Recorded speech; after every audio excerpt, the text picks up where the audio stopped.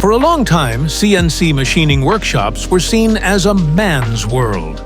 Not anymore. At Extremala, the first woman, her name is Teresa, has joined the team.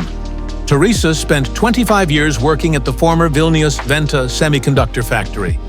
Then she decided for a change, and after some job hunting, found her new place here. Today, Teresa works in CNC part finishing.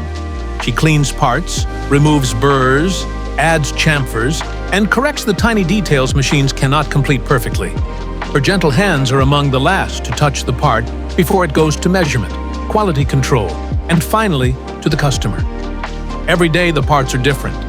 Many of them go into optics and laser systems, high-precision industries, where accuracy is everything. Precision finishing requires the ability to work carefully until every small edge is right. That's why more and more women are joining high-precision environments like CNC finishing.